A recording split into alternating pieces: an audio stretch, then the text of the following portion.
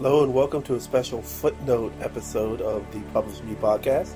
I'm your host Keith F. Shelton of AS21 Publishing. Just wanted to do a special treat for you this Halloween. So without further ado, take it away, Paul. Hello everyone. For our Halloween special, I'll be reading a short story I wrote in high school, forgive me for everything in it, called All Hallows Eve. A ghostly moon rose, seeking solace among the looming clouds, tyrants of the sky, hiding their queen behind their sinister curtains. Ethereal shadows dance among the gravestones, turning benevolent angels into malevolent demons. Hands of sculpted marble, having once reached towards heaven to seek safety and security, now sought to grasp hold of the heavens and tear them down. The fearful moon occasionally peeked out from behind the heavy drapes within which she hid, casting an unholy glow upon the graveyard. Her eternal gaze cast about the innumerable graves and mausoleums, wondering where her toys for that night might be hiding. Silence permeated the slumbering graves, as does the delicious smell of decay permeate the funeral home. Only the wind moaned that night, softly, slowly, so as to not disturb the slumbering dead. Upon padded paws did a single shadow bound through the graveyard, weaving between the markers as does the serpent weave itself around the tall obstacles surrounding its prey. Leaping atall the tallest statue, like a magnificent angel in whose hands rests the book of judgment, a wolf of titanic proportions stayed. Planting its forepaws upon the guardian angel's head, splayed its hind legs for a better stance, the wolf relieved itself upon the angel and the sacred book it held open to the world. The beast's urine defiled the angel and the book, the acidic substance eating away at the purity and perfection. As the reeking stench wafted around, the giant hellspawn arched, lifting its decaying head towards its mistress and howled. The unholy monstrosity's baleful song caressed the graves and tombs around, its sorrowful notes soaring upward. The song, lamenting the living, flew swiftly, pushing away the heavy curtain that concealed the undead thing's mistress, allowing her to gaze upon land with her unblinking eye. As the Queen of the Night turned her malevolent eye toward the resting dead, a series of beams consisting of her demonic spirit traveled downward upon her servant's song. The satanic energies passed over the graves, coming in from all directions toward the undead hellhound. Swirling in the air, dazzling bits of light danced, leaping around, into and around the hound. Pieces of light went into the hound, condensing into a single incandescent orb of light within the hound's decaying eye socket. As the hound's haunting music played, and the moon's malevolent energies continued to sweep into the ground, the urine of the dog ate away at the marble angel's perfection, warping it so with unrecognizable ugliness and decay. The corrosive acid ate away at the angel, hot-marking its face and flesh, discoloring its armor, and transforming the pure white book it held into the blackest obsidian, into a book of the devil. When the last bit of purity disappeared under the corrosive foulness, the hound's song stopped. Its single eye, gray with decay, blinked. Leaping downward, it raced around, pausing only momentarily at each grave to dig its claws into the soft earth. With the final grave so marked, the beast went and sat in front of the defiled statue it had only been on moments before. Slowly, the monstrous beast closed its eye and tilted its head back and roared. The sound didn't seem to come from the hound, but from somewhere deep within the earth. Slowly did the hound's call rise, and slowly did the earth begin to shake and shiver as malevolent spirits tore it apart. Then all was silent, and nothing moved, not even the hound, which sat immobile before the statue, its back turned to it. A piercing scream ripped through the night as a skeletal hand erupted from the imprisoning earth, maggots and decaying flesh freely falling and failing from it. Slowly the hand wormed its way further upward, the arm it was attached to slowly following with the skull that had once commanded the pieces of weak flesh and muscle, but now following meekly behind the rest of the body. Gradually, hands, heads, and other body parts freed themselves from other areas of the Earth's embrace. Shambling along, the awoken dead gathered around the hound. Dead, colorless eyes fixed themselves unblinkingly upon the hound. Maggot-eaten flesh clung to bone and tendon, moving slightly as the body's inhabitants ate away at the rich and the poor, the good and the bad, equally and without hesitation as to whom they had been in life. For to maggots and worms, all the dead were just another meal. As the newly arisen joined the decaying crowd, the hound tilted its head back again, howling to its mistress, telling the moon that all was ready. The hound's cry died swiftly, and silence again ruled the dead lands. Then, with the swiftness of revenge, the sky's voice roared back. The wind ripped trees from their roots, tore houses from their foundations, and took screaming the hopes and dreams of the world into the waiting hands of the devil's lady moon. In the sky, in the ruling heavens, a storm formed, its entrance born of destruction. Great black clouds gathered, sinister and angry for losing the gift of life. Gathering together, the clouds sang of their rage and suffering, and finally saw the assembled dead, and the heavens shook with laughter. Swirling and shifting around with the speed of hell's hunger, the heavens condensed and soared downward toward their release. As a single lance of hell's dark energies, the storm struck the angelic statue. The defiled books shattered, and the angel's wings were torn from it. The condemned being's eyes opened, orbs of the blackest fires inside of them, blazing to life, and the fires surged outward, striking the condemned dead. Passing through each corpse, the light moved throughout each of the living dead. As it left one for another, the former host's eyes would blaze with the light. Soon the abominations were throwing their arms upward toward the heavens that had released them, dancing around the hellhound and its sacrilegious offering of the angelic figure. The hellhound remained still, its body blazing with the unholy energies that were trapped within. Occasionally, a hand or arm would fall off one of the dancing dead, pausing only long enough to pick it up. Soon the random body parts were dancing on their own.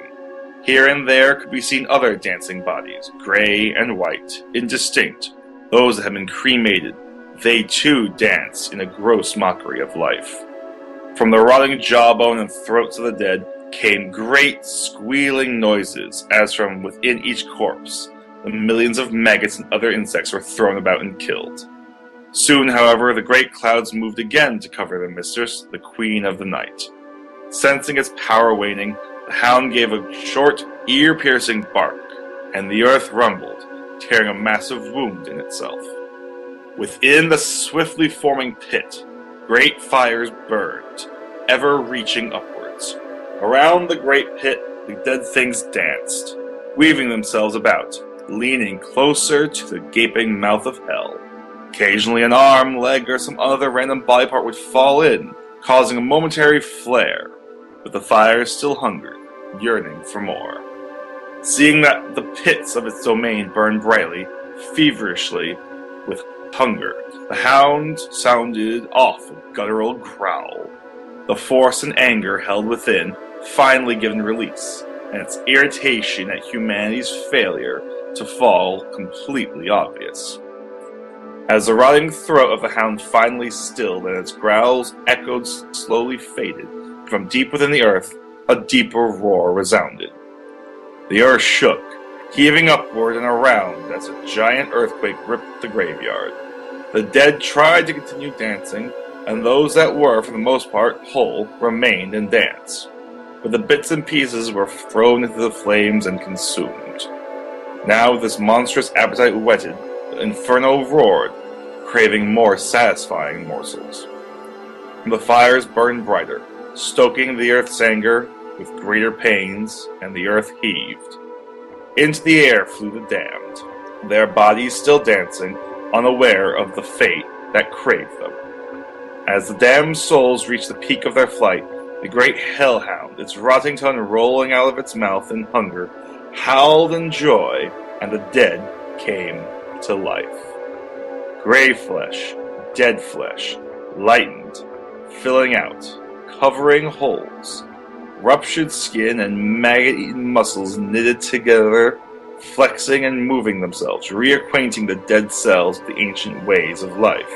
Living eyes, greens, blues, browns, and grays, they all stared out, happiness dancing in them as their bodies continued to dance in the thin air. Steal an overwhelming happiness from a person, replace it with unquestionable terror, and only madness will remain. So was what happened to those people whose lives had been returned to them for only a single cruel instant. Wailing screams tore themselves from newly mended throats, primal terror ripping through the multitude of people brought together by their fate to be devoured by hell's hungry flames. At this moment, gravity remembered its duty, and the people fell towards the famished fires. Scenting an approaching feast, the flames reared their ugly heads, leaping toward the damned populace. Newly born hair ignited in the heat, adding pain to the tormented souls. Skins blistered and burned as the flames caressed each tender living morsel that now fell into its gaping maw. Wrapped in hell's flame, the people disappeared from sight. The flames that devoured their bodies and consumed their souls blended together, forming a single great flame, whose laughter sang out. But even the fire's sinister chuckle couldn't silence the screams that carried away the tales of terror and agony of those so damned.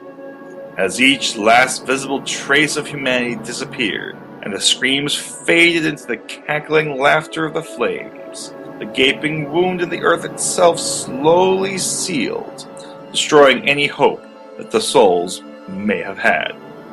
When there was only a single foot left of the titanic pit, a chorus rose into the air, an assembly of screams wailing their unlamentable sorrow, never to be remembered, never to be known, their empty coffins left to rot while they burned in hell.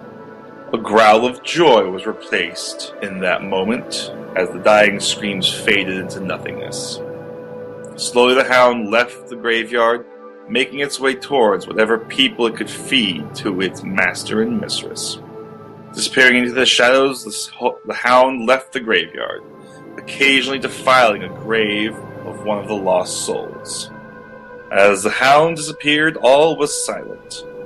Neither wind nor spirit moaned disturbed the shattered tranquility of the graveyard. As the still silence was slowly lifted away by the wind, and the trees began to rustle, to shake themselves out of the nightmare, the soft pitter-patter of tiny feet could be heard coming down the path that led to that corrupted graveyard. Coming out from behind a shriveled, decaying tree was a small child. Blonde hair grew in curly locks from the young boy's head. Sapphire eyes stared out at the defiled graves and corrupt ground. Rosy lips, downturned, quivering with held-back tears and small sobs, broke out at the sight of burnt gravestones. Finally, the young toddler was standing before the ruined statue. Once proud marble, now stained from the hound's urine, pockmarked skin and shattered wings lay scattered around the statue's feet. The tiny child placed its hand on the statue's feet, and tears rolled freely from the toddler's eyes. Silently splashing against the foul skin where the tears landed, pure alabaster shone through. But the tears of innocence could only wash away so much, and the evil consecrated here was far, far too much for mere tears to wash away.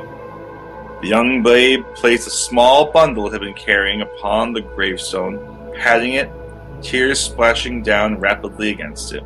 Standing as tall as he could, the young boy placed his hand on the desecrated angel's foot, his innocent eyes drinking in the vile destruction. Rubbing his hand against the statue's feet, the toddler pricked his finger. Staring at his finger, the babe watched the blood well up.